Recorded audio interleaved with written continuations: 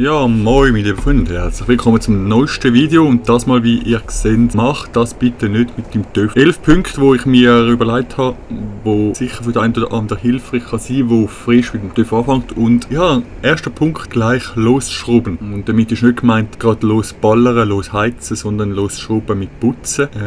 Ja, ich nehme jetzt da ein Putzmittel von der Küche und schnell einen Schwamm und zack drauf, über den Tank hineinfetzen und alles. Macht das nicht. Weil wenn ihr direkt losschrauben, dann hat es noch kleine Teile drauf, Kieselsteinchen wie Staub und das tun ihr alles ganz schön in den Lack fräsen. Also lieber entweder den richtigen 5 Liter Kübel nehmen, schön heißes Wasser, zuerst mal alles abwaschen, ohne zu schrauben, dann könnt ihr anfangen oder ihr könnt noch besser direkt an die Wäschstrasse und könnt dann eure Töpfe zuerst mal richtig abwaschen, bevor ihr irgendetwas macht. Also bitte passt da wirklich auf, wie ihr es putzt. Dann, zweiter Punkt, gleich losheizen. Also es gibt viele Leute, wo ich sehe, von der Tankstelle, die fahren los wie ein Affenzahn.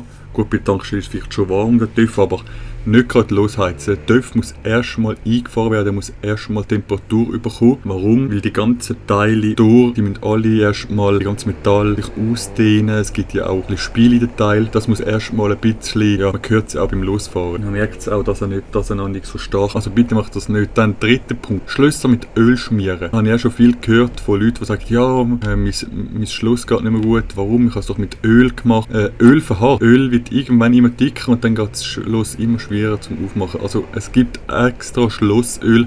Wenn ihr das wollt, müsst ihr halt schauen. Nachdem würde ich nicht empfehlen, einfach normal mit Öl schmieren. Nochmal ein Punkt, dass ich wirklich könnte an den Kopf langen PKW-Motorenöl brauchen. Da haben wir noch einen Sonderpreis gehabt, Baumarkt, und hat dann 5 Liter Kanister für einen unschlagbaren Preis bekommen. Gibt es viel, lese ich viele da vorne, wo meint, warum benutzt du so ein teures Öl, nimm doch irgendein billiges Öl. Macht das nicht, weil 99% der TÜV haben Nasskupplungen. Das heisst, die schwimmen im Öl. Und wenn du ein falsches Öl nimmst, das Autoöl, das ist kompliziert fürs Auto. Es hat ganz viele Inhaltsstoffe drin, ja, und schlussendlich kann die Kupplung durchrutschen oder im schlimmsten Fall kannst du sie sogar ausbauen. Also würde ich nicht empfehlen. Genauso wie zum 5. Punkt, die Langlebigkeit der Ölintervall überschätzen. Öl verschleißt im Getriebe, Ölwechsel würde ich aber auch machen, bevor du es wegstellst. Ich habe immer lange überlegt, was macht denn Sinn? Vor der Saison oder nach der Saison einen Ölwechsel machen?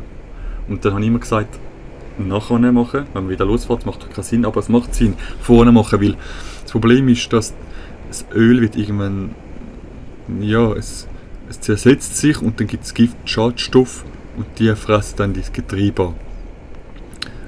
Genau, dann, 6. Punkt ist, billige Abdeckplanen nehmen an nassen Ort. Da könnt ihr schon mal denken, was das heisst. Also wir fahren mit dem TÜV, der TÜV ist vielleicht warm, ist vielleicht ein bisschen nass und dann tun da ein paar Abdeckplanen drüber an einem Ort, der nicht windgeschützt ist.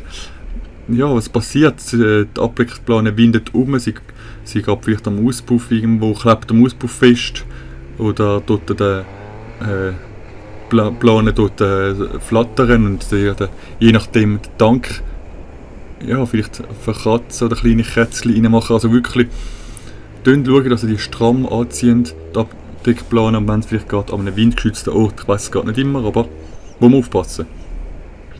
7. Punkt, Bremsen oder Fahrwerksteile von unbekannten Herstellern verbauen. Also da gibt es auch unendlich viele Stops, wo es ein Fahrwerksteil gibt, extrem günstig, aber das Problem ist, es hat vielleicht, also sehr wahrscheinlich kein ABE, das heisst, Bremshebel gibt es so eloxierte, geile Farbe, alles, aber jeder, der mal richtig fest muss bremsen, froh, dass sein Bremshebel richtig hebt, weil es nützt da nichts, wenn du bremst, du hast den Bremshebel in der Hand und du fährst weiter. Logisch hast du noch eine Fußbremse, aber ja. Dann 8. Punkt, Fußrasten mit silikonhaltigen Pflegemitteln behandeln oder mit Farbauffrischer etc. Würde ich auch nicht machen, weil es geht jetzt vielleicht noch, wenn du Farbauffrischer auf den Sitz machst, du fliegst nicht gerade aber beim Losfahren, du fährst nicht alleine und ich weiter dann, aber auf den Fußrasten, du stehst einmal drauf und was hat Silikon? Hat Trennmittel, das heisst, es ist rutschig, verdammt rutschig. Also aufpassen. Dann die Antriebskette mit Kettenspray behandeln vom Losfahren. Habe ich auch schon viel gehört, die sagen, ja, ich muss jetzt einmal schon meine Kette anschauen, schnell fetten, komm, fahren wir nachher los. Mach das nicht. Erstens mal, wenn die Kette fett ist, dann geht es auf die Bremse, es geht auf den Pneu, es geht überall an den Spray, weil es spritzt richtig raus. Mach es lieber über Nacht, Und dann kannst du am nächsten Tag nochmal schauen, ob alles schön getrocknet ist oder ob du da Pneu oder Bremse vielleicht noch musst trocknen. 10. Punkt, das ist für mich selber krass gewesen. Günstigste Reifen kaufen. Wenn ich selber ja Reifen schauen musste, habe ich schauen, ob ich vielleicht ein bisschen sparen kann.